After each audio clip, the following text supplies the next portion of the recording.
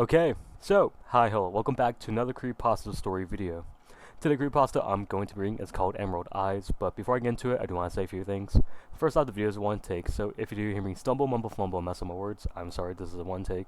And second thing, I do want to say, please consider using code GOONS at gamersubs.gg. It's code GOONS, and you can use that to get 10% off at checkout. But outside that, let's get into this. This Creepypasta is called Emerald Eyes. 7 years ago, during my summer vacation, my parents were killed by a kid who broke into our house. I had just come in from swimming in the lake, and it was getting late, and the sun was setting. I was changing into my dry clothes when I heard a loud thud noise come from my living room. Mommy and Daddy were always fighting, so I passed it off as that. But being curious, I opened my door an inch, and I took a peek down the hall to see what I could see. There was a dark stain on the carpet in the living room. Maybe Mommy spilled some of her happiness. This was my first thought when I saw that stain. Years later, I came to learn that happiness was Mommy's term for wine. And with this thought came the realization that Daddy must have been mad and thrown something to the floor. I never liked it when he did things like that, and especially when the things he threw hit her. I opened my door and I called out, "Mommy!" But there was no response. I walked down the hall into the living room to see a boy standing over the corpse of my father, a bloody knife sticking out of his back. I could hear my mom crying in the corner. She kept saying her son was a good boy and would never hurt her. This made me confused. How could Mommy mistake me for this other boy? Sure, he looked about the same age as me, around 10 or 11. But my mom knew me, didn't she? The boy's face was covered in the shadow, and it seemed like he hadn't noticed me yet. He took the knife out of my dad's back and made the most horrible noise, and it made the most horrific noise possible. It was a squishy, wet noise that sent chills down my spine. The boy turned to my mom and ran at her, bringing the knife down onto her, stabbing her again and again and again.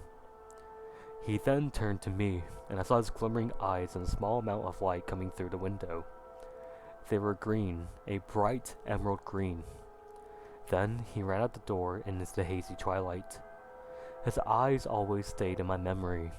They were burned into my retinas. I wanted nothing more to find this boy and take those eyes that haunted me for so long, and I wanted to destroy those eyes so I wouldn't have to see them anymore. I lived the rest of my life in the mental institution, dealing with the trauma of seeing my parents killed. I told the doctors about my plan to find the boy and take his eyes, his terrible emerald eyes. They said it was out of line. Me? Out of line? I thought that they were insane. All of them didn't deserve to be doctors. I ended up moving from intuition to intuition. Unhappy with all the doctors I came across. Until I met Dr. Housling. She understood, and she knew exactly what to say. She said anyone would want to have revenge after going through what I went through. I knew that I was right all along, but she did say odd things at times, like, if I can ever undo that day and do it over, what would I end up doing differently? Does she mean I should have saved my parents? Maybe I should have locked the door when I came in? If anything, the boy should want to go back and change things. I told her this, and she just nodded. She knows I'm right. A year after being with Dr. Hassling, she said I should go out and find this boy to get my revenge. It was the happiest day of my life. I packed what little things I had from institution and left. I spent the night at the nearby hotel and planned out how I was going to find this boy. I had a shower and was about to go to bed when I noticed something moving in the corner of my eyes. Turning towards the movement, I came face to face with a boy, much older now, with the passing years, but I knew those eyes. The eyes that stayed with me my whole life. How did he know I was here? He must have been following me. My mind raced until I thought of that knife sitting on the table that I had used while eating dinner. I picked it up and slowly walked towards the green-eyed boy. The boy, who's a man now, started to walk towards me. He had something in his hand, but I couldn't see it in the shadows. We walked towards each other until we were less than a foot apart. Then I quickly raised my knife and plunged it into his eyes. Cackling and screaming, I wedged out his eye and then moved on to the other one. The moon must have gone behind the clouds because all the light seemed to disappear.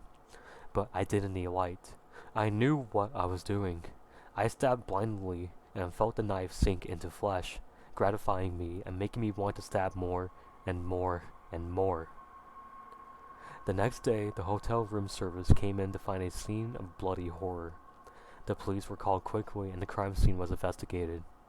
A man lay dead, one eye missing and multiple stab wounds across his body. In his hand lay a knife. In front of him sat a mirror, and sitting next to his head lay the remains of what used to be a very pretty green eye. Okay, so that was Emerald Eyes. Hopefully y'all enjoy the creepypasta.